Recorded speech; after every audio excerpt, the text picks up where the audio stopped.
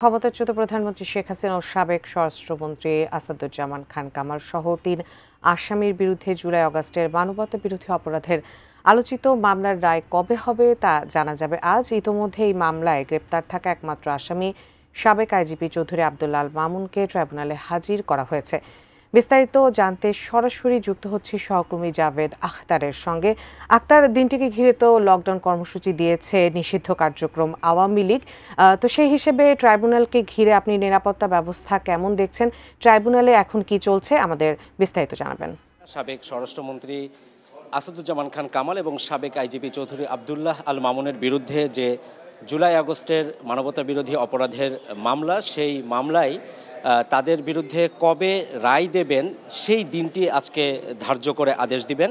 এবং গত 23শে অক্টোবর বিচারপতি গোলাম মর্তুজা মজুমদার নেতৃত্বে যে ট্রাইব্যুনাল 1 তারা এই দিন ঘোষণার জন্য আজকের দিনটি ধার্য করেছেন।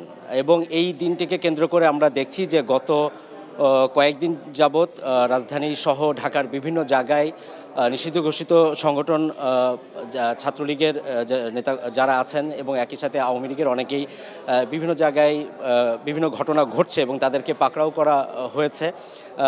বাসে অগ্নিসংযোগ, ককটেল বিস্ফোরণ, বিভিন্ন ধরনের ঘটনাগুলো ঘটছে। এরকম একটি অবস্থার মধ্যে দিয়েই আজকে রায়ের জন্য যে দিন ধার্য করা হবে সেই দিনটি নির্ধারণ করবেন।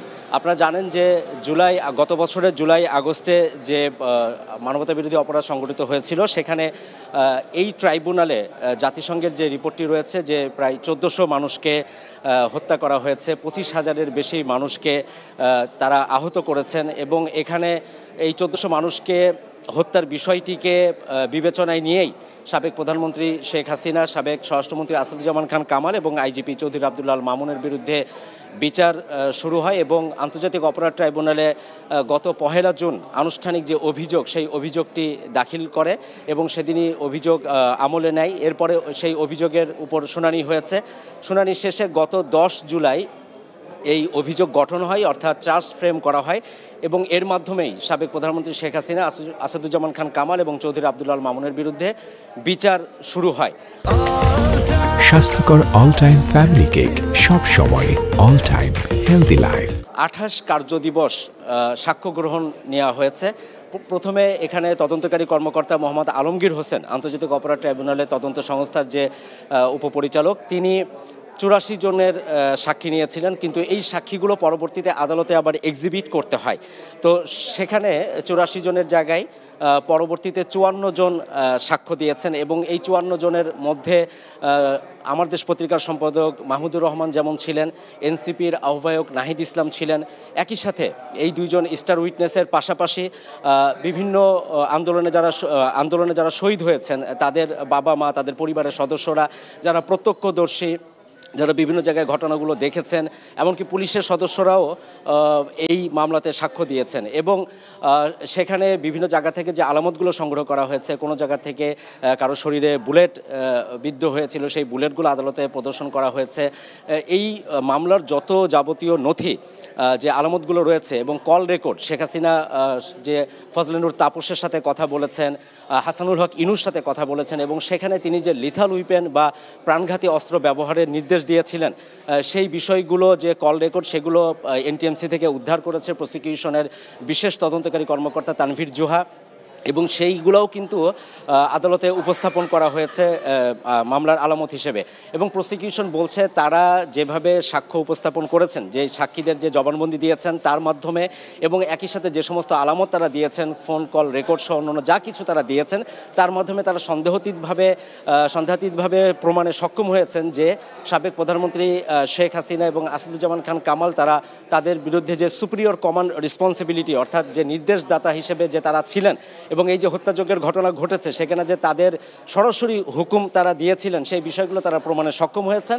এবং তারা আশা করছেন যে ট্রাইব্যুনাল সর্বোচ্চ শাস্তি দিবেন, অর্থাৎ সর্বোচ্চ শাস্তি হিসেবে আমরা যেটা জানি যে বাংলাদেশের প্রচলিত আইনে সর্বোচ্চ শাস্তি হচ্ছে ফাঁসি, সেটি তারা চেয়েছেন এবং রাষ্ট্রনিযুক্ত একজন আইনজীবী অ্যাডভোকেট আমির হোসেন, যাকে ট্রাইব্যুনাল নিজেই নিয়োগ করেছিলেন, যে দুইজন পলাতক আসামি শেখ হাসিনা এবং আসাদুজ্জামান খান কামালের পক্ষে, তিনি দাবি করেছেন যে এই কোনো কিছুই তারা প্রমাণে সক্ষম হননি এবং তিনি আশা করছেন যে তার আসামিরা খালাস পাবেন।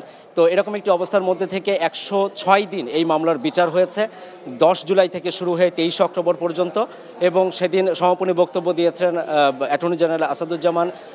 একই সাথে ট্রাইব্যুনালের যিনি চিফ প্রসিকিউটর মোহাম্মদ তাজুল ইসলাম, তারাও কথা বলেছেন এবং সব কিছু মিলিয়ে ট্রাইব্যুনালও কিন্তু বলেছেন যে তারা এমন রায় দিতে চান যাতে যারা এখানে অভিযুক্ত বা আসামি যারা আছেন এবং যারা জুলাইতে আহত হয়েছে, নিহত হয়েছেন, তাদের পরিবারের সদস্য অর্থাৎ সব পক্ষই যেন ন্যায় বিচার পায়, সেই বিষয়টি তারা নিশ্চিত করার আশ্বাস দিয়েছেন। আজ হয়তো 11টা থেকে 11:30টার ভিতরে ট্রাইব্যুনাল বসবেন। ইতিমধ্যে এই মামলায় গ্রেপ্তার থাকা একমাত্র আসামি চৌধুরী আব্দুল্লাহ আল মামুন, যিনি রাজসাক্ষী হয়েছিলেন, তাকে নিয়ে আসা হয়েছে। তো তারপরেই যে রায়ের দিনটি তারা ধার্য করে দিবেন, আমরা হয়তো তখনই জানতে পারবো যে শেখ হাসিনার বিরুদ্ধে, আসাদুজ্জামান খান কামাল এবং চৌধুরী আব্দুল্লাহ আল মামুনের বিরুদ্ধে আসলে কবে এই জুলাই আগস্টের যে সংগঠিত মানবতা বিরোধী অপরাধ তার রায় হতে যাচ্ছে। উজমা ট্রাইব্যুনাল থেকে এখন পর্যন্ত এই ছিল সবশেষ।